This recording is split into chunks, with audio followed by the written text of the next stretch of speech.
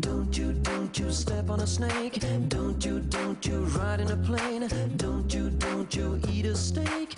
It might kill you. 건강한 한 주 보내셨습니까? 생방송 건강클리닉 김세희입니다.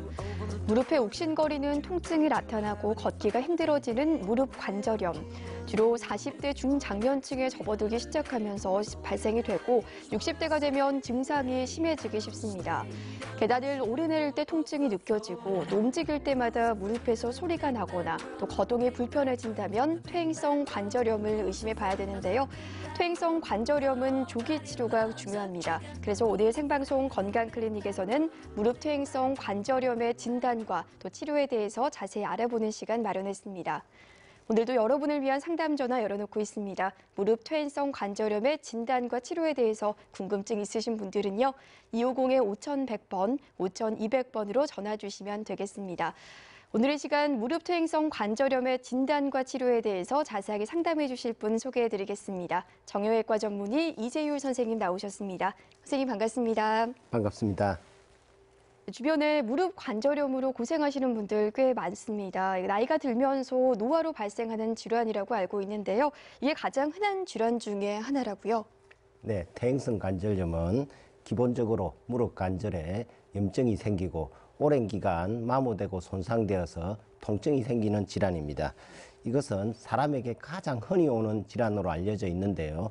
주변에 나이 드신 분들 중에 아주 많은 분들이 이런 퇴행성 관절염으로 고생하고 계십니다. 네. 이 퇴행성 관절염은 원신의 뼈에서도 관찰된다고 하고 또 다른 동물들에게도 관찰된다고 알려져 있습니다. 주변에 키우는 반려견에서도 퇴행성 관절염을 볼 수 있습니다. 네, 이렇게 무릎 관절이 닳고 손상이 되면서 관절염이 생긴다라고 말씀을 하셨는데요. 이제 먼저 무릎의 구조부터 좀 짚어볼까요? 네, 일단 무릎의 구조에 대해서 모형으로 설명해 드리겠습니다. 네. 기본적으로 무릎은 세 개의 뼈로 구성되어 있는데요. 위쪽에 대퇴골, 아래쪽에 경골, 그리고 앞쪽에 설계골이 있습니다. 무릎을 움직일 때 잡아주는 네 개의 큰 인대가 있는데요. 양측 척부에 척부인대가 두 개 있고 네. 무릎 안쪽에 십자인대가 있어서 무릎을 앞뒤로 흔들리지 않도록 도와주고 있습니다. 그리고 무릎에서 가장 중요한 것이 연골이 있는데요. 연골은 두 종류의 연골이 있습니다. 각각의 뼈에 붙어 있는 관절 연골이 있고요. 대퇴골과 경골 사이에 끼어 있는 반월상 연골이 있습니다. 이 연골이 손상되는 것이 바로 퇴행성 관절염이 되겠습니다. 우리 사람이 서게 되면 위쪽의 뼈와 아래쪽 뼈 그리고 가운데 끼어 있는 반월상 연골이 부딪히게 되는데요. 네. 그 사이에 윤활유 역할을 하는 관절액이 있어서 원활하게 무릎을 움직이게 하고 또 관절 연골들은 충격을 흡수하는 작용을 하게 됩니다. 이렇게 십자인대와 측부인대, 이렇게 반월상 파열같이 도와주는 기관들이 참 많은데요. 이렇게 무릎 구조에서 문제가 생기면 통증이 생기고 또 붓게 되는 증상이 관절염이죠. 네, 그렇습니다. 퇴행성 관절염은 뼈에 붙어 있는 관절 연골이 오랜 기간 손상되어서 닳아서 염증이 생기는 질환인데요. 준비된 그림을 보면서 설명해 드리겠습니다. 이 사진은 실제로 관절염 환자의 무릎을 내시경으로 본 사진인데요. 좌측에 있는 사진은 정상 관절입니다. 정상 관절은 관절 표면이 매끄럽고 아주 희게 보입니다. 중간 사진은 관절염이 어느 정도 진행된 중기 사진인데요. 네. 보시면 관절 표면이 매끄럽지 않고 거칠게 보입니다. 하지만 아직 뼈가 노출되지는 않았습니다. 오른쪽 사진을 보시면 퇴행성 관절염이 진행되어서 뼈에 붙어 있는 관절 연골이 완전히 제거되어 약간 노란색으로 보이게 됩니다. 이렇게 노란색으로 보이는 것이 바로 연골이 없어진 뼈입니다. 이렇게 연골이 다 없어지면 뼈와 뼈가 맞닿기 때문에 충격이 가고 염증이 생겨서 통증이 오게 되는데 이것이 퇴행성 관절염입니다. 그렇군요. 이런 무릎 퇴행성 관절염으로 이제 무릎에 물이 자주 찬다라는 말을 듣게 되는데요. 이 물은 왜 차게 되는 걸까요? 네, 대부분의 기계가 돌아갈 때 윤활유가 들어가서 기계를 원활하게 돌아가는 것을 도움을 주는데요. 무릎도 마찬가지로 윤활유가 있어서 원활하게 무릎이 움직일 수 있도록 도와줍니다. 네. 이것이 바로 관절액입니다. 그리고 이 관절액은 활액막이라는 조직에서 만들어지게 됩니다. 관절염이 없는 정상인의 경우 약 1-2cc 정도의 아주 작은 양의 관절액이 존재하고요. 관절염 환자의 경우는 관절액을 만드는 활액막이 증식되어 관절액을 많이 만들어지게 됩니다. 쉽게 설명하면 무릎 내 무슨 문제가 생겨서 무릎이 움직임이 원활하지 않을 때 무릎 속에서는 윤활유가 부족하다라고 생각하고 윤활유를 만드는 공장인 활액막이 증식되어 물이 차게 되는 것입니다. 따라서 물이 차는 것 자체는 문제가 아니고 이 물을 만드는 관절염이라든지 관절 손상을 치료해주면 자연스레 물이 차는 것을 해결할 수 있습니다. 이제 무릎 내 물이 차는 게 중요한 게 아니라 원인을 찾아서 치료하는 게 중요하다라고 말씀을 하셨는데요. 그러면 이 무릎 내 활액막이 증식될 경우 이제 물을 빼줘야 할까요? 아니면 빼주지 않아도 될까요, 선생님? 네, 어떤 분들은 물을 꼭 빼줘야 된다라고 생각하시는 분도 계시고 네. 간혹 환자분들 중에서 한번 물을 빼면 계속 빼야 되기 때문에 절대로 빼면 안 된다라고 강력히 주장하시는 분도 계십니다. 물을 빼는 것이 근본 치료가 되진 않지만 실제로 처음 물이 찼을 때 빼주는 것이 원칙인데요. 네. 물이 빠지면 일단 관절 내 압력이 줄어들고 또 관절액 속에 들어있는 염증도 줄어들기 때문에 통증이 줄어들게 됩니다. 또 물이 생겼을 때 빼지 않고 그대로 두면 관절낭 자체가 늘어나서 만성부종으로 고생하게 됩니다. 다만 이미 만성부종이 오래전에 와서 무릎에 물이 계속 차시는 분들은 물을 빼는 것이 별 의미가 없습니다. 그렇군요. 또 관절염 환자들이 병원에 가면 이렇게 주사 치료를 받게 되던데요. 이 주사는 어떤 건가요? 네, 무릎에 주는 주사는 쉽게 두 종류의 주사가 있는데요. 통증 주사와 영양 주사가 있습니다. 통증 주사는 말 그대로 통증을 빨리 사라지게 하는 주사로서 보통 스테로이드 제제의 약품을 사용합니다. 네. 이것은 강력한 염증 억제 작용으로 통증을 빨리 없애주는 작용을 하게 되는데요. 따라서 통증이 심한 환자의 경우 제한적으로 사용하면 아주 좋은 주사입니다. 그런데 선생님, 스테로이드 주사를 맞게 되면 뭐 부작용이 생긴다 이런 말도 있던데요. 어떤가요? 네, 그 스테로이드 주사는 남용할 시 여러 가지 부작용이 생기게 되는데요. 이것은 네. 보통 환자들이 한 번 맞으면 신기하게 무릎 통증이 없어져서 아주 좋아하십니다. 하지만 이런 효과가 몇 달이 지나고 또 몇 주가 지나면 다시 통증이 생기고 또 통증이 처음보다 더 심해지는 것을 볼 수 있는데요. 그 다음 또 통증 주사를 맞을 시 처음보다 효과도 떨어지고 기간도 많이 줄어들게 됩니다. 이렇게 수의 통증 주사를 맞으면 나중에 주사 효과도 없어지고 또 다른 부작용이 생기는데요. 얼굴이 붓는다든지 네. 면역이 떨어진다든지 피부가 약해지는 전신 부작용이 생깁니다. 또 이것보다 더 심한 것은 스테로이드 주사 부작용으로 관절이 더 심하게 망가지는 것을 볼 수 있습니다. 따라서 이런 통증 주사는 절대로 남용하시면 안 됩니다. 네, 이렇게 통증 주사는 너무 많이 맞게 되면 부작용이 생길 수 있다는 점 기억하면 좋겠습니다. 그럼 선생님, 부작용이 없는 주사 혹시 있을까요? 네, 영양 주사가 있는데요. 네. 무릎 관절 치료에 어느 정도 도움을 주는 주사요법입니다. 여러 가지 종류의 영양 주사가 있는데요. 무릎 내 윤활 작용을 도와주는 힐환산 성분의 주사가 있고 무릎 관절과 주변 인대를 튼튼하게 해서 무릎 관절을 치료하는 인대 정식 치료 등 여러 가지 주사요법이 있습니다. 이런 영양 주사는 통증이 사라지는 것은 통증 주사보다 훨씬 느리게 진행되지만 치료에 도움을 주고 또 오래 주사를 맞더라도 부작용이 없어서 많이 이용하고 있습니다. 네, 그렇군요. 생방송 건강클리닉, 오늘 무릎 퇴행성 관절염에 대해서 알아보고 있는데요. 궁금증 있으신 분들은 250-5100번, 5200번으로 전화 주시면 전문의의 친절한 상담 받으실 수 있습니다. 연결된 전화 받아보겠습니다. 여보세요? 여보세요? 네, 여보세요? 안녕하세요. 어떤 점 상담 도와드릴까요? 네. 저 무릎이 좀 아프거든요. 예, 무릎이 아픈데 선생님. 예. 주사를 어제 가서 맞았는데 예, 주사. 아무 호력이 없어요. 예, 그래서 이제 약 한 첩을 묵고 있어도 그냥 그렇네 이게. 예, 얼마나 오래 되셨어요? 이거 아픈 데는 그다지 그렇게 오래되지는 않았어요. 예. 일단 주사요법에 그 효과가 없다 하는 거는요. 네네. 앞서 설명드린 대로 통증 주사의 경우는 빨리 효과가 나타납니다. 처음 맞았을 때는. 예. 그 너무 많이 맞으면 효과가 없는 경우도 있지만 그렇게 오래되지 않은 걸로 봐서는 통증 주사가 아니고 그 영양주사 쪽을 맞은 것 같은데요. 영양주사의 경우 바로 맞고 이렇게 통증이 없어지지는 않습니다. 네. 꾸준하게 치료했을 때 어느 정도 좋아질 수가 있고요.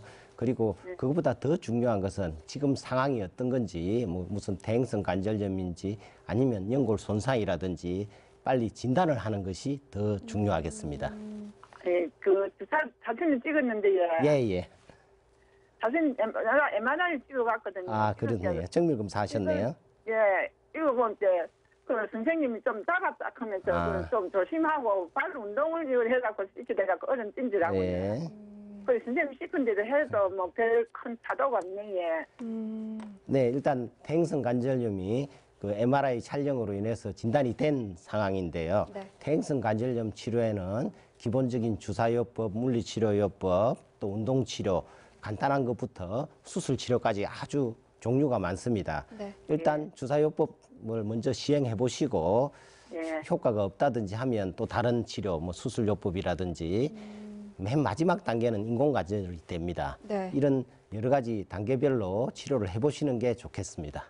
네. 그럼 어머님은 지금 영양 주사를 맞으셔야 되나요? 아니면 지금 스테로이드 주사, 통증 주사를 맞는 일단 것인가요?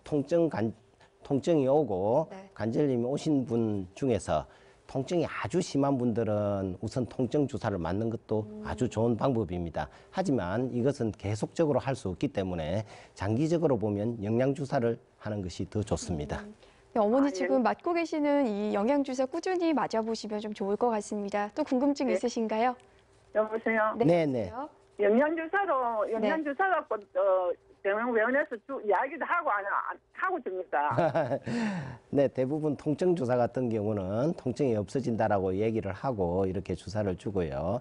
앞서 말씀드린 윤활 작용을 하는 주사라든지 그 인대를 정식 치료하는 주사는 영양 주사라기보다도 인대 정식 치료 이런 식으로 말을 하고 주사를 주게 됩니다.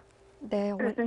예, 선생님, 네, 우리 아가 며느리가 많이 아프다 하니까 꼼짝을 못 하고 있는데 네, 병원에다가 약을 해놨다 그래갖고 예. 통증 주사로 그거로 맞으려고 그거 맞아도 되겠습니까? 많이 아프실 때는요 제한적으로 사용하시면 아주 좋은 정답이 되겠습니다. 하지만 아주 조심해서 제한적으로 사용하셔야 됩니다. 아, 그럼 예. 예, 어머니 오늘 네, 전화 주셔서 고맙습니다. 선생님 감사합니다. 네. 생방송 건강클리닉 오늘 정형외과 전문의 이재율 선생님과 무릎 퇴행성 관절염의 진단과 치료에 대해서 알아보고 있습니다. 이제 무릎 통증이 심하거나 무릎에 부종이 생겨서 병원을 찾게 되면요, 우선 정확한 진단부터 해야겠죠. 선생님 어떤 진단부터 시작을 할까요? 네, 일단 관절염이 의심되거나 관절 손상이 의심되고 또 무릎이 불편할 때는 병원을 찾아서 진찰을 하게 되는데요. 무릎을 전문으로 하는 의사가 간단한 진찰만 하여도 타박상인지 염자인지 연골 손상, 관절염 어느 정도 한 70% 정도는 진찰할 수 있습니다. 네. 이렇게 진찰한 후에 검사를 하게 되는데요. 기본 검사인 방사선 검사와 초음파 검사 그리고 정밀 검사인 내시경 검사와 MRI 검사를 하게 됩니다. 이제 무릎 퇴행성 관절염을 진단할 때 이제 가장 기본적인 게 엑스레이 검사가 선생님 되겠죠? 네, 대부분 병원에서 기본으로 검사하는 것이 바로 방사선 사진인데요. 사진을 찍을 시 무릎에 체중이 가하도록 서서 찍는 것이 기본입니다. 네. 준비된 그림을 보면서 설명드리겠습니다. 사진의 왼쪽에 보이는 것이 오른쪽 무릎인데요. 위쪽에 있는 대퇴골과 아래쪽에 있는 경골 사이에 검게 간격이 보이는데 이것이 바로 정상 관절 간격입니다. 하지만 오른쪽을 보시면 반월상 연골과 관절 연골이 전부 소실되어 관절 간격이 없어져서 뼈가 맞닿아 보이는 것을 알 수 있는데요. 네. 이 경우 관절염이 상당히 진행되었다고 판단할 수 있습니다. 방사선 사진은 관절염이 심할 때는 진단적인 가치가 있지만 관절염의 초기나 중기에서는 정상으로 보이기 때문에 만약 방사선 사진상 정상이라고 하여도 실제로는 관절염이 있는 경우도 많이 있습니다. 이제 퇴행성 관절염의 초기에서는 방사선 사진만으로는 진단이 어려운 경우도 좀 있군요. 그렇다면 초음파 검사는 선생님 어떤가요? 네, 준비된 그림을 보면서 설명드리겠습니다. 초음파 검사는 일반적으로 병원에서 간단하게 방사선 조사 없이 안전하게 검사할 수 있는 방법인데요. 초음파 검사의 경우 연골이나 인대의 경우는 진단이 힘들지만 무릎 내 부종, 즉 물이 찬 것은 아주 정확하게 검사할 수 있습니다. 네. 화살표로 검게 보이는 것이 무릎 내 물이 많이 찬 것을 보여주고 있습니다. 네, 이렇게 초음파 검사는 무릎에 부종으로 물이 찬 경우에 정확하게 검진을 할 수 있는데요. 퇴행성 관절염의 진단, MRI 검사 선생님, 이건 어떤가요? 네, 준비된 그림을 보면서 설명드리겠습니다. 네. MRI 검사는 강한 자석을 이용하여 세포에 있는 수소 분자를 공명시켜서 사진을 넣는 검사인데요. 화살표 쪽에 보시면 검게 보이는 것이 관절이 손상되어 퇴행성 관절염이 온 것을 나타냅니다. 그렇군요. 최근에는 내시경 검사를 통해서 이렇게 무릎 관절염을 진단하는 경우도 있다라고 하는데요. 위 내시경 검사처럼 이렇게 내시경 검사를 받는 건가요? 네, 많은 환자분들이 MRI 검사는 잘 아시지만 무릎 내시경 검사에 대해서는 모르시는 분이 많습니다. 위 내시경이나 대장 내시경처럼 무릎 속을 내시경을 이용하여 사진을 찍는 방법입니다. 네. 관절 내시경은 내시경 카메라를 이용하여 무릎 속을 약 5배 이상 확대하여 정밀하게 병변을 진단하는 검사법입니다. 관절 내시경 수술은 또 잘 아시는데요. 네. 관절 내시경 수술은 내시경을 이용한 수술이고 내시경 검사는 내시경을 이용하여 검사만 하는 방법입니다.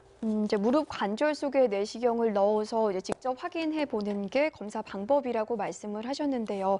이렇게 관절경 검사 조금 더 자세하게 좀 짚어볼까요? 네, 준비된 그림을 보면서 설명드리겠습니다. 내시경 검사는 약 2mm 정도의 바늘처럼 생긴 내시경 렌즈를 무릎 속에 넣어서 그림에 보시는 바와 같이 무릎을 촬영하게 되는데요. 5배 이상 무릎을 확대해서 보기 때문에 아주 정밀하게 무릎 속 상황을 검사할 수 있습니다. 네. 이때 무릎 속에 카메라를 찔러 넣을 시 통증을 없애기 위해 부분 마취를 하기 때문에 전혀 통증 없이 검사할 수 있고 검사 준비 시간은 약 30분 정도 소요되나 실제 검사 시간은 2, 3분 정도밖에 소요되지 않아 간단하게 검사할 수 있습니다. 네. 이렇게 검사를 한 후 바로 환자에게 영상을 보면서 설명하고 어떤 치료를 할지 결정하게 됩니다. 그렇군요. 그러면 대부분의 사람들이 알고 있는 MRI와 이 내시경 검사는 어떤 차이가 있을까요?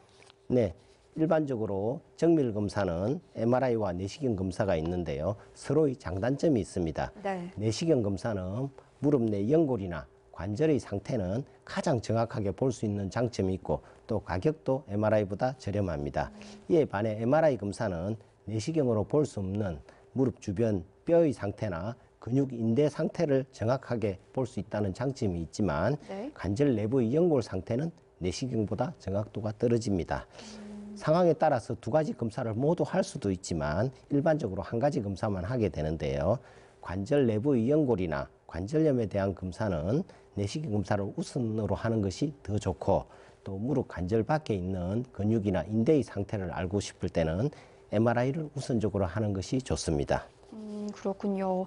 이렇게 진단이 이루어졌다면 치료를 해봐야겠죠. 무릎 관절의 심한 정도, 이거에 따라서 다른 치료 방법들을 선택할 수 있다고 하던데요. 어떤가요? 네, 크게 수술적인 방법과 비수술적인 방법이 있습니다. 비수술적인 방법에는 물리치료, 재활치료, 약물치료, 운동치료, 그리고 또 주사치료 등이 있는데 관절염의 초기에서는 어느 정도 효과를 보고 있습니다. 하지만 관절염이 진행되었을 때는 그 효과가 크지 않는데요.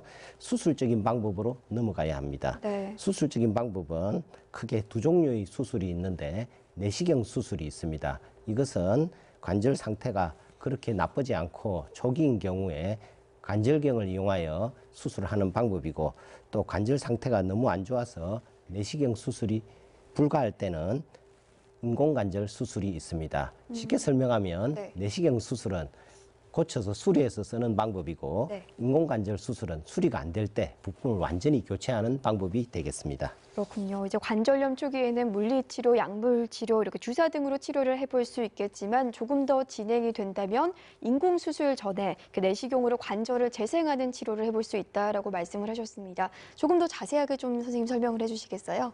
네, 많은 환자분들이 관절은 한번 손상되면 치료가 안 된다고 판단하고 그냥 아플 때 진통제만 이렇게 열심히 드시다가 네. 나중에 통증이 심해져서 인공관절 수술로 바로 넘어가는 경우가 많아서 좀 안타까운데요. 물론 모든 퇴행성 관절염 환자들이 다 내시경 수술로 고쳐서 쓸 수 있는 것은 아니지만 많은 환자분들이 내시경 수술로 간단하게 치료하고 있습니다. 네. 특히 관절염이 심하지 않을 때는 치료 만족도가 아주 높은데요. 내시경 수술 중에 가장 중요한 것이 관절 연골을 재생시키는 방법입니다. 이런 방법에는 여러 가지가 개발되어 있는데요. 이 중에서 가장 많이 하고 있는 것이 미세 골절술입니다. 이제 손상된 관절을 재생하는 치료로 미세 골절술 이렇게 가장 많이 시행되고 있다라고 했는데요. 선생님 조금 더 자세하게 짚어볼까요? 네, 이것은 간단하게 설명하면 손상되어 뼈가 노출된 곳에 송곳같이 생긴 기구로 뼈에 미세하게 구멍을 뚫게 되는데요. 여기에서 피가 나게 되고 피 속에 있는 관절 재생 물질이 관절을 재생시키는 원리입니다. 네. 준비된 그림을 보면서 설명드리겠습니다. 이 그림은 미세골절술로 관절 연골이 재생되는 모식도인데요. 좌측 사진을 보시면 대행성 관절염으로 인해 관절 연골이 없어지고 뼈가 노출된 곳이 보입니다. 이렇게 미세하게 구멍을 뚫어서 피가 나게 하고 피가 나오면서 관절 연골이 자라나서 재생되는 것을 볼 수 있습니다. 네. 이 관절 내시경 수술은 또 수술 시간도 짧고 또 이렇게 부분 마취로 수술이 가능하다는 장점을 가지고 있는데요. 이 수술이 모든 분들한테 해당이 되는 건 아니라고요, 선생님? 네. 관절 내시경 수술로 초기의 퇴행성 관절염 환자에서는 대부분 완치시킬 수 있는 아주 좋은 치료법이지만 네. 퇴행성 관절염이 심해질수록 수술 성공률이 떨어지게 됩니다. 따라서 환자의 관절 상태가 어떤지 정확하게 판단하는 것이 가장 중요한데요. 이때 연골의 상태를 MRI보다 더 정확하게 판단할 수 있는 내시경 검사가 더 유용합니다. 네. 일반적으로 관절 손상이 심하지 않은 분들은 1차적으로 관절 내시경을 이용한 재생술이 추천되고요. 하지만 관절 손상이 너무 심해지거나 간단한 관절 내시경 수술로 해결이 안 되는 경우에는 인공관절 수술을 권유하게 됩니다. 가끔 관절 손상이 아주 심한 경우라도 환자의 상태가 인공관절 수술을 할 수 없는 상태거나 또는 환자가 인공관절을 거부하는 경우 관절 내시경을 해볼 수 있는데요. 네. 이때도 어느 정도 만족도를 얻는 경우가 많습니다. 이제 관절 손상이 심하지만 이렇게 인공관절 수술을 받기 어려운 경우에도 이 수술을 받을 수 있군요, 선생님. 네, 그렇습니다. 준비된 그림을 보면서 설명드리겠습니다. 사진을 보시면 사진 좌측이 우측 무릎이 되겠는데요. 여기에 인공관절 수술을 몇 년 전에 하였습니다. 반대쪽도 무릎 통증이 심하여 내시경 검사를 한 결과 관절 손상이 너무 심해서 내시경 수술의 성공률이 낮다고 판단하여 1차적으로 인공관절 수술을 권유받았던 환자입니다. 네. 하지만 인공관절 수술 후에 너무 고생을 많이 하셔서 인공관절 수술을 못하겠다고 거부하셔서 차선책으로 간단한 내시경 수술을 시행했는데요. 다행히 수술 후 통증도 많이 줄고 일상생활도 문제없어 만족한 경우입니다. 이처럼 인공관절이 꼭 필요한 심한 환자에 있어서도 성공률은 낮지만 내시경 수술로 만족하는 경우도 있습니다. 네, 그렇군요. 생방송 건강클리닉 오늘 무릎 퇴행성 관절염의 진단과 치료에 대해서 알아보고 있는데요. 궁금증 있으신 분은 250-5100번, 5200번으로 전화 주시면 되겠습니다. 연결된 전화 받아보겠습니다. 여보세요? 여보세요. 네, 안녕하세요. 어떤 점 상담 도와드릴까요? 네, 무릎이 안 좋아서 그러는데요. 네. 네. 얼마 전에 MRI를 찍었거든요. 네. 찍었는데 퇴행성 관절염이라 그러는데 예. 이게 무릎이 이렇게 서갖고 이렇게 생활하기가 불편해서 예, 예. 그래서 이제 병원에서 그 말씀하시기를 예. 그 3번 맞는 연골 주사 그걸 예, 그래서 예. 그래서 그걸 이제 3번 맞았거든요. 예, 예. 근데 이제 3번 맞아도 별 효과가 없어서 예. 그래서 이제 그러면 2번을 더 맞아봐라 그래서 예. 그래서 이제 또 시간 관계상 2번은 못 맞고 1번을 더 맞았거든요. 예. 더 맞았는데 이제 조금 덜하기는 덜한 것 같아요. 그래도 계속 무릎이 안 좋아서 이제 좀 일하는데 지장이 있거든요. 예. 그 어떻게 네, 일단 3회 맞는 주사는요. 네. 예. 앞서 말씀드린 윤활작용을 하는 히로안산 성분의 주사를 말하는 겁니다. 보통 그것은 3번 이렇게 보험에서 맞게 돼 있는데요. 네. 3번 맞고 안 되어서 조금 더 해서 약간 효과는 이제 보셨는데요. 무릎 관절 치료는 앞서 제가 설명드린 대로 여러 종류가 있습니다. 아주 기본적인 지금 치료를 하셨고요. 여기에서 많이 불편하시고 그러면 그 다음 단계 수술적인 치료로 넘어가시는 것이 좋을 듯 합니다. 일단 이렇게 병원에서 주사 치료를 한 것으로 보아 그렇게 심각한 상태의 퇴행성 관절염은 아닌 것처럼 보이고요. 네. 이런 경우에는 일단 주사 치료를 조금 더 해보시거나 네. 안 그러면 운동 치료 이런 치료를 더 해보시고 불편한 경우에는 수술적으로 가야 될 가능성이 높습니다. 예, 선생님 그러면은 그 예. 주사를 4번 맞았는데도 예. 더 맞으면 좋다는 겁니까? 이제 그 주사는 보통 6개월에 한 번씩 뭐 몇 회 이렇게 제한되어 있고요. 그 다음에는 앞서 말씀드린 대로 그 인대를 튼튼하게 하는 인대 정식 치료 이런 것들을 해볼 수가 있고 거기에 덧붙여서 여러 가지 운동 치료를 해볼 수도 있습니다. 거기에도 만족하지 않으시면 그 앞서 말씀드린 대로 내시경을 이용하여 관절을 재생하는 수술 이런 것들도 생각해 볼 수 있습니다. 네, 선생님 그리고요. 예. 그 이제 물이 좀 차가지고 예. 그 물도 뺐거든요. 예. 그 무릎에 물이 계속 차면은 물을 그러면 계속 빼주는 게 좋습니까? 예, 앞서 물에 대해서 제가 설명드렸는데요. 일단 예. 물이 차가지고 여러 번 뺐다 하면 만성적으로 부종이 생긴 겁니다. 지금 처음으로 물을 뺐어요. 처음으로 뺐어요. 그러니까 처음으로 뺐다 그러면 그렇게 오래된 분은 아닌 것 같고요. 이제 예. 물을 처음에 이제 생기기 때문에 활액막증이 이제 정식증이 생겼다고 보고요. 이제 어느 정도 관절염이 진행돼 가고 있다는 것을 말씀드릴 수 있습니다. 그리고 물이 차게 되면 압력이 계속 올라가기 때문에 통증이 계속 유발되게 됩니다. 따라서 뭐 아프실 때마다 물이 많이 차면 좀 빼주는 것이 더 편하게 생활할 수 있습니다. 네, 어머니. 하나만 더 여쭤볼게요. 예. 그래서 지금 제가 이제 일을 지금 하고 있는 그런 상태거든요. 그런데 그 주사를 맞고 예. 이렇게 운동을 열심히 하다 보면은 그 혹시 좋아질 수도 있나요? 예, 이제 운동은 무릎에 체중이 실리지 않는 뭐 수영이라든지 다리 들기 운동 뭐 이런 운동을 하셔야 되는데요. 운동을 열심히 하시면 어느 정도 퇴행성 관절염의 진행을 막아줄 수도 있고 또 어느 정도 퇴행성 관절염을 막아주고 치료에도 도움을 줍니다. 그래서 본인이 느끼기에 이 정도 하면 생활에 불편 없다. 그러면 굳이 수술 쪽으로 안 넘어가고 또 치료를 할 수도 있습니다. 하지만 그러면 걷는 운동은 어떻습니까? 예, 걷는 것은요 무릎에 근육을 키워주는 운동이 아니기 때문에 뭐 심폐기능이라든지 이런 데서는 상당히 좋지만 무릎을 튼튼하게 하는 운동은 아닙니다. 네, 알겠습니다. 네. 선생님 감사합니다. 네. 어머니 오늘 전화 주셔서 고맙습니다. 네, 수고하세요. 네. 생방송 건강클리닉 오늘 무릎 퇴행성 관절염에 대해서 정형외과 전문의 이재율 선생님과 함께하고 있습니다. 선생님, 이렇게 퇴행성 관절염이 너무 심한 경우라면요, 결국은 관절 수술을 해야 되겠는데요. 인공 관절 수술에 대해서 조금 자세하게 설명해 주세요. 네, 간단한 내시경 수술로 해결이 안 되는 환자는 마지막 단계로 인공관절 수술이 있습니다. 네. 관절 연골에 대해서 수리하는 것이 안 되면 결국은 이제 부품을 교체해야 되는데요. 준비된 그림을 보면서 설명드리겠습니다. 인공관절 수술은 기존의 퇴행성 관절염 부위와 뼈 일부를 잘라내서 버리고 그 자리에 금속으로 된 인공관절 기계를 넣는 수술입니다. 좌측 사진에 보시면 무릎 관절에 있는 뼈와 연골이 잘려나가고 금속으로 된 인공관절을 넣은 모습이 보입니다. 네. 우측 사진을 보시면 방사선 사진상 양측 무릎에 금속으로 된 인공관절이 있는 것을 볼 수 있습니다.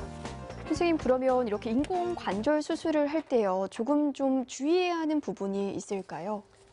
네, 이런 인공관절 수술은 내시경 수술에 비해 큰 절개를 하고 보시는 바와 같이 뼈를 절개하기 때문에 피도 많이 나는 수술이라 수혈도 해야 되는 큰 수술입니다. 네. 인공관절 수술의 경우 약 95% 이상에서는 환자들이 만족하고 있지만 약 5%의 환자들은 수술 후에도 통증이나 불편함을 호소합니다. 또한 인공관절 수술의 가장 큰 문제점은 이 인공관절 역시 기계로 되어 있기 때문에 수명이 있습니다. 일반적으로 인공관절 수술의 수명을 약 10년 정도로 보는데요. 다른 일반적인 기계와 마찬가지로 잘못 사용하거나 아니면 너무 무리해서 사용하면 기계의 수명이 단축됩니다. 네. 인공관절의 금속이 다 닳아서 못 쓰게 되면 이때 인공관절 재수술을 하여야 합니다. 인공관절 수술의 재수술의 경우 처음 수술보다 수술도 어렵고 힘들고 또 결과도 더 안 좋다고 알려져 있습니다. 일반적으로 대부분의 수술은 우리가 조기에 수술하면 아주 좋다 이렇게 알고 계신데요. 네. 인공관절 수술은 그와 반대로 되도록 자신의 무릎을 최대한 오랫동안 쓰시다가 마지막에 도저히 안 될 때 하시는 것이 좋습니다. 그렇군요. 인공관절 수술은 본인의 무릎을 최대한 쓰다가 나중에 어쩔 수 없을 때 수술하는 게 가장 좋겠습니다. 자, 어떤 질병이든지 예방이 중요하겠죠. 물론 노화는 어쩔 수 없지만 이 퇴행성 관절염을 늦출 수 있는 방법, 예방하는 방법 선생님 어떤 게 있을까요? 네, 퇴행성 관절염의 예방법은 크게 두 가지로 생각해 볼 수 있는데요. 첫 번째는 무릎 주변 근육과 인대를 튼튼하게 만들어서 어지간한 충격에도 관절이 손상이 오지 않도록 운동을 열심히 하시는 것이고, 네. 두 번째는 무릎 내 손상이 왔을 때 빨리 치료를 하셔서 2차적으로 퇴행성 관절염이 오지 않도록 예방하는 것입니다. 무릎 관절염을 예방하기 위해서는 운동 튼튼하게 해야 된다라고 말씀을 하셨는데, 자, 앞서 전해주신 분들도 운동 치료하면 낫을 수 있다라고 말씀을 하셨어요. 어떤 운동을 하면 좋을까요? 네, 운동이라도 무릎에 안 좋은 운동도 있고 좋은 운동도 있습니다. 수영이나 자전거, 다리 들기 운동은 무릎에 좋은 운동이고요. 이런 운동은 무릎에 체중이 실리지 않으면서 무릎 주변 근육을 튼튼하게 하는 운동입니다. 네. 무릎 주변 근육이 튼튼해지면 어지간한 충격에도 연골의 손상이 오지 않고 또 관절염이 있더라도 어느 정도 치료 효과를 볼 수 있습니다. 준비된 그림을 보면서 설명드리겠습니다. 다리 들기 운동, 즉 레그 익스텐션 운동은 생소하실 텐데요. 집에서 의자에 앉아서 그림처럼 다리를 들고 10까지 세고 내리고를 반복하시면 됩니다. 우측은 헬스장에 있는 전문 레그 익스텐션 기구입니다. 네. 의자에서 할 경우에는 점차 근육이 늘어나서 발목에 무게를 달고 하시면 더 좋아집니다. 그렇군요. 집에서 의자에 앉아서 이제 그림처럼 10까지 세서 다리를 들었다가 놨다가 하는 운동을 해주시면 건강에 좋겠습니다. 그러면 반대로 이제 무릎 퇴행성을 재촉하는 운동이 있다면 선생님 어떤 게 있을까요? 네, 무릎 관절에 안 좋은 운동은 농구, 축구, 점프, 달리기, 등산, 러닝머신 등이 있습니다. 이런 운동은 무릎 손상이 없는 정상인에서는 아주 좋은 운동이지만 네. 무릎 내 손상이 있거나 관절염이 있는 분들은 병을 악화시키기 때문에 절대로 해서는 안 됩니다. 가끔 무릎이 안 좋은 분들이 비만으로 체중을 줄이기 위해서 헬스클럽에 등록을 해서 러닝머신을 하는 경우가 아주 많은데요. 이것 때문에 갑자기 무릎이 더 나빠져서 병원에 오시는 환자분들이 아주 많습니다. 러닝머신의 경우 운동장에서 뛰는 것과 다르게 발이 땅에 닿았을 때 앞쪽에서 뒤쪽으로 가는 모션이 생기기 때문에 네. 이것이 관절 손상을 악화시킨다고 알려져 있습니다. 특히 이렇게 러닝머신은 무릎이 안 좋은 분들이라면 피하는 게 좋겠습니다. 이제 무릎 관절에 이제 좋은 자세나 습관들이 있다면 선생님 어떤 게 있을까요? 네. 죄송합니다. 안 좋은 습관들 우선 먼저 말씀해 주시겠어요? 네, 무릎에 안 좋은 자세는 양반다리, 쪼그려 앉는 자세입니다. 그리고 비만도 아주 안 좋습니다. 동양권 사람들은 의자 생활이 아닌 바닥에 앉는 생활을 많이 하기 때문에 양반다리나 무릎을 꿇고 생활하는 경우가 많은데요. 네. 이것이 무릎에 압력을 주어서 연골 손상을 시키고 퇴행성 관절염을 진행된다고 합니다. 또 쪼그려 앉기는 양반다리보다 더 안 좋은데요. 시골에서 농사 지으시는 분들이 쪼그려 앉아서 일을 많이 하시기 때문에 네. 퇴행성 관절염이 많이 옵니다. 이때는 작은 의자를 준비하셔서 다리를 뻗고 작업을 하시면 훨씬 좋습니다. 그리고 또 비만 등 체중이 증가하면 퇴행성 관절염 확률이 아주 높아지는데요. 체중 관리도 퇴행성 관절의 아주 중요한 예방법입니다. 서양인의 경우 동양권보다 비만 환자가 아주 많아서 이것으로 인한 퇴행성 관절염이 많다고 알려져 있습니다. 네, 이렇게 양반다리나 쪼그려 앉는 자세는 관절에 좋지 않다는 점 기억하면 좋겠습니다. 생방송 건강클리닉 오늘 무릎 퇴행성 관절염의 진단과 치료에 대해서 알아보고 있는데요. 궁금증 있으신 분들은 2502-5100번, 5200번으로 전화 주시면 되겠습니다. 연결된 전화 받아보겠습니다. 여보세요? 여보세요. 네, 안녕하세요. 어떤 점 상담 도와드릴까요?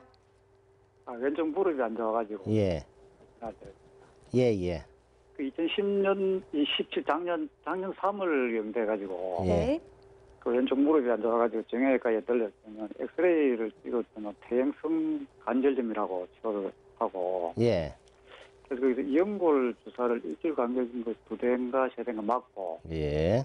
또 재생 주사를 한 번 맞고 6개월 후에 한 대 더 맞아야 된다는 거는 시간이 없어서 못 맞았거든요. 예, 예. 그래서 괜찮은 것 같아가지고 벌써 계속 그냥 치료를 안 받았는데 네. 예. 또 근육초에 조금 이상이 있어가지고 다른 정형외과를 한 돌리더니 최애 충격파 치료라든가 예, 예. 그걸 한 번 받고 괜찮은 것도 계속 안 받고 했는데 지금도 이제 그러고서 이제 병원을 안 갔는데 예. 걷고 한다든지 뭐 등산 가고 움직일 때는 하나도 안 아픈데 예. 이 쪼그리가 앉아가지고 예, 예. 예를 들어 뭐 절할 때 예. 근데 쪼그리 앉으면 무릎이 엄청 아파요. 예, 예. 그래서 저기 뭐 좋은 것이 되겠습니다. 예, 일단 기본적으로 방사선 사진상 퇴행성 관절염을 일단 진단 받으신 분으로 봐서는요. 네. 어느 정도 관절 손상이 진행된 것으로 보입니다. 이렇게 이제 환자분이 퇴행성 관절염이 있지만 여러 해 이제 연골 주사를 받고 어느 정도 안정되어서 생활을 하고 계신데요. 네. 우리가 쪼그려 앉을 때 아까 얘기했듯이 안 좋은 자세 중에 쪼그려 앉는 것이 있습니다. 쪼그려 앉게 되면 무릎 내 압력이 상당히 높아지기 때문에 관절 손상된 부분에 자극을 계속 주어서 통증이 유발되게 됩니다. 쪼그려 앉지만 않으면 지금 생활하는데 크게 문제가 없기 때문에 네. 앞으로 그 생활 자체를 절대로 쪼그려 앉지 말고 혹시 그럴 경우가 생기면 다리를 뻗고 앉아서 무릎을 보호해 줘야 되고요. 지금부터 잘 관리를 하셔서 최대한 본인의 무릎을 오래 사용하시는 것이 좋습니다. 앞서 맞았던 영양주사를 지속적으로 하는 것도 좋고요. 네. 앞서 설명드린 수영이라든지 다리 들기 운동 이런 무릎에 좋은 운동들을 계속적으로 열심히 하시면 뭐 수술적인 치료 없이 또 오랫동안 쓸 수 있을 것 같습니다. 네, 아버님 지금 맞고 계시는 이렇게 주사 치료 꾸준히 하시고요. 오늘 자세가 안 좋았던 쪼그려 앉기는 피하시는 게 좋을 것 같습니다. 전화 주셨습니다. 네. 예, 여보세요. 예, 예. 오래 앉고 평소에 그 다리 오래 앉고 양반격을 잘 안 하는데 예, 예. 네. 제 사무실 때 다시 취하는 게 그 자세 취할 때 예, 예. 잠시라도 못 있겠더라고 아파가지고 예, 예. 그래서 병원에 다시 한번 더 가가지고 약물 치료라도 더 하면 어떻겠나 싶어가지고 예, 예. 약물 치료는 계속 하시는 거는 아주 좋을 것 같고요. 네. 우리가 참 제사를 모셔야 되기 때문에 네. 안 할 수는 없지만 자주 하는 것이 아니기 때문에 조금 그때만 하시고 그 외에는 절대로 그렇게 쪼그려 앉는 걸 안 하는 게 좋겠습니다. 네, 아버님 꾸준히 주사 치료를 받는 게 좋을 것 같습니다. 오늘 전화 주셔서 고맙습니다. 예. 네. 네, 생방송 건강클리닉 오늘 무릎 퇴행성 관절염의 진단과 치료에 대해서 정형외과 전문의 이재율 선생님과 함께했습니다. 선생님 끝으로 마무리 말씀 부탁드립니다. 네, 요즘 의료 기술이 발전되어서 많은 분들이 행복한 노년을 보내고 계신데요. 퇴행성 관절염은 이런 즐거운 노년을 아주 방해하는 삶의 질을 많이 떨어뜨리게 됩니다. 오늘 이 방송을 보신 분들은 무릎 퇴행성 관절염이 걸리지 않도록 아주 운동치료 같은 것을 열심히 하시고 혹시 퇴행성 관절염이 벌써 왔더라도 단계별로 또 좋은 치료법들이 많으니 실망하지 말고 잘 치료하셔서 즐거운 노년 생활을 보내기 바랍니다. 네, 선생님 오늘 말씀 고맙습니다. 네, 이렇게 날씨가 추워지면서 전기장판과 전기온풍기, 전기난로와 같은 다양한 난방용품이 사용이 늘고 있습니다. 그만큼 화재가 많아서 조심을 해야겠는데요. 난방용품을 장시간 사용하지 않을 때는요, 전기 플러그를 꼭 뽑고요. 또 강하게 접어 사용하거나 접힌 상태로 보관하지 않아야겠습니다. 또 전선 피복이 벗겨지지 않았는지도 확인을 하시고요. 문어발식으로 전기를 꼽아두셔서 사용하는 건 안 되겠습니다. 생방송 건강클리닉 오늘 여기서 인사드리겠습니다. 시청해주신 여러분 고맙습니다.